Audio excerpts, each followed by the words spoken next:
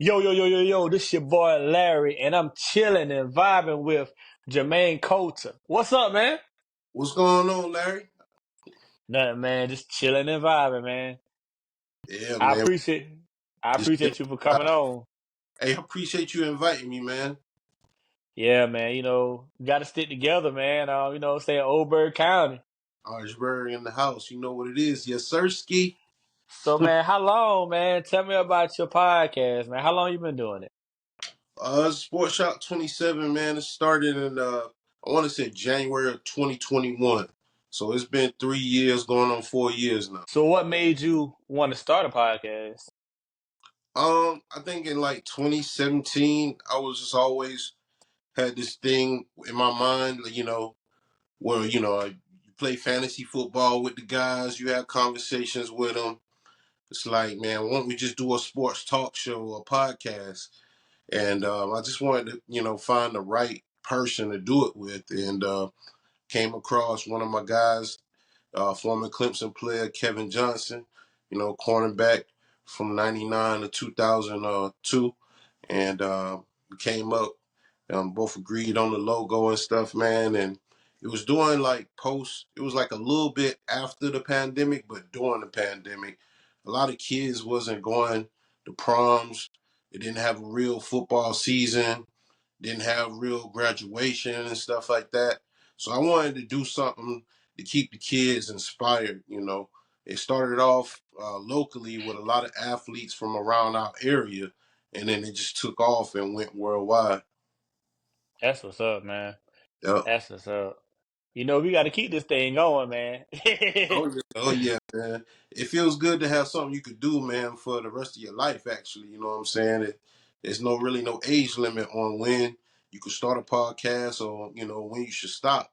It's not like sports where you got an age limit where you're gonna have to retire because your body break down, and it's not like what I'm saying, you had a regular job where you get to a certain age and it's like you didn't hit retirement. You could do this for the rest of your life if you put in the work and you network, and I guess you just have the right people surrounded around you.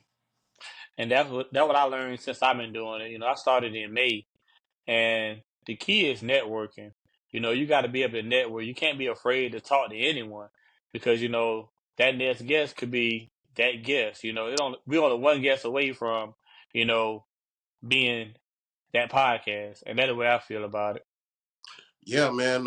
It's been times where I come on the show and I'll have a guest on, and I used to watch them play, a certain sport, whatever their respective sport was, and never did I imagine that I would be doing this and that they would be one of my guests on the show. So it was really fulfilling, starting off the first year, and I just felt like, what I'm saying, that was my purpose. And I just kept going, man. I was like, this really feels good. So I just kept going, man. And I'm still doing it. Yeah, and like since I've been doing it, man, it's like some of the stories you hear off camera, man. Granted, they hear the stories on camera, but off camera sometimes, you hear them stories and you like, wow, like people Yeah. really like, saying sometimes I feel people use me as a therapist to talk about their Yeah. problems, but I'm here, hey, whatever you want to talk about, we can talk about it, it can stay between me and you. Yeah. We had a couple shows where we talked about CTE with sports and mental illness and things of that nature. We talk about, certain things that happen in that person's life, off camera and on camera. And you'd be amazed what people go through to get to where they are. And, and sometimes they still struggle. So it's just like it is a therapy session sometimes.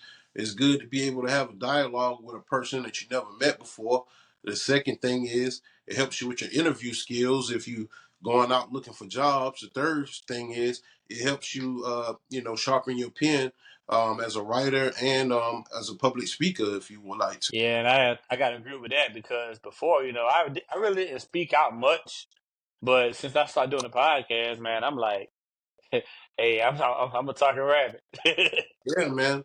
It actually becomes a part of your personality, and it's like it's gonna be in your DNA from here on out. The more you do it, the more hours you put in, the more it's just gonna feel like tying your shoe, man. Just like any other sport that you practice in. Even though we going live or we do record it and we do our edits, it's still, nuances in there that's a flow that you have, that you bring to the table, that's unique. And every person, just like, in real life, every person got their own DNA. So everybody brings something different to the table. Yeah.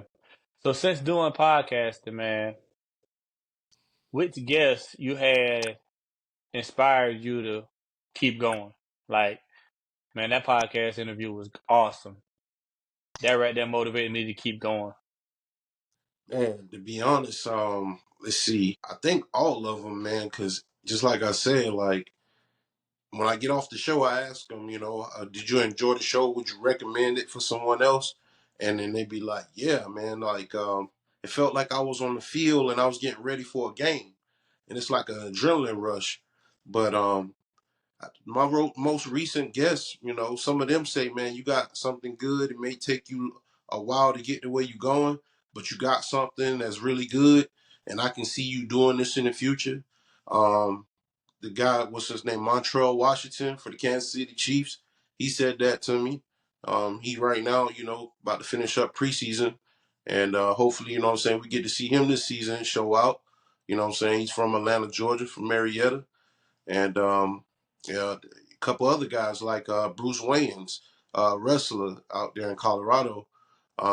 He works with CWC. He said the same thing. He was like, man, the way you segue into the highlights, things of that nature, man, just keep going. He's like, I just want to, give some more insight, give you some more insight on the wrestlers that I'm around and who I work out with. But I'm definitely gonna send you some more guests. So it's a great feeling, man. And I appreciate all the guests that came on because all of them basically say the same thing. Oh yeah. Hey, I'll be one soon too. Yes, sir. So, talking sports, who your favorite football team? College or NFL? Both. Say college. I'm a Georgia fan. College, I grew up here in South Carolina. We used to follow the Gamecocks and Clemson. Had teammates played in both arenas, and just my father went to a work program in Athens one day. This is like when I was 5 years old. He came back and he brought a Georgia Bulldog hat. And he was like, "Hey man, if you want to go to college and you want to whether you want to go to school or whether you just want to play sports, that's a beautiful campus. That's a place that I believe that you should go." And that kind of stuck with me. So from that point on, I looked at the hat, and on Saturdays I started following the players.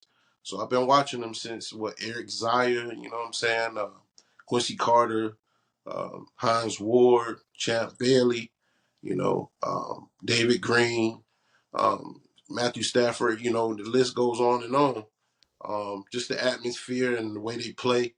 And my position was a running back, so Georgia was always big on running backs, so that's kind of the reason why I like that school a little bit more. What about NFL? NFL, I started off liking the Dolphins as a kid, and with Dan Marino, and then I was bouncing around because I started playing after that. I used to play Pop Warner for the Dolphins, but then I used to like the Redskins. I used to like the San Francisco 49ers. But my favorite team now, probably the last 25, 30 years, is probably Green Bay Packers. Okay, y'all boys look kind of good now, man. Yeah, yeah, That boy Love looking all right. yeah. They just projected us to be second in our division, but I don't think so. They got Detroit ahead of us. Hey, Detroit, them boys done bounced back. Yeah, yeah. They That had a boy great went from a losing season to, almost NFC there. champ.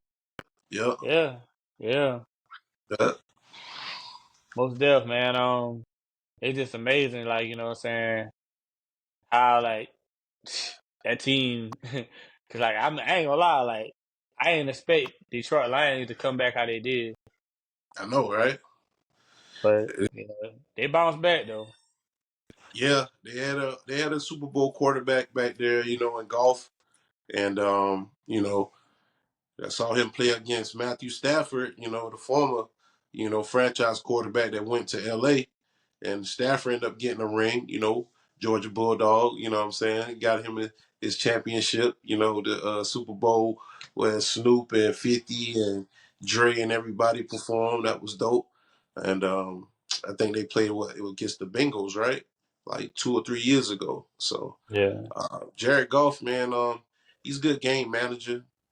I think he protect the football pretty good. But I think Jordan Love is a little bit more special right now. He's young, vibrant. He can make any throw. I didn't know that he could throw the way he did until watching him, and then I saw him on that Dallas game. I was really pleased with his performance. So Yeah. So I got a question, man. what's up? What advice would you give somebody, you know what I'm saying, if they wouldn't have started a podcast? What would you tell them? Yo, Jermaine Colter, what we doing? Man, we just chilling and vibing, dog. Oh yeah. Oh yeah.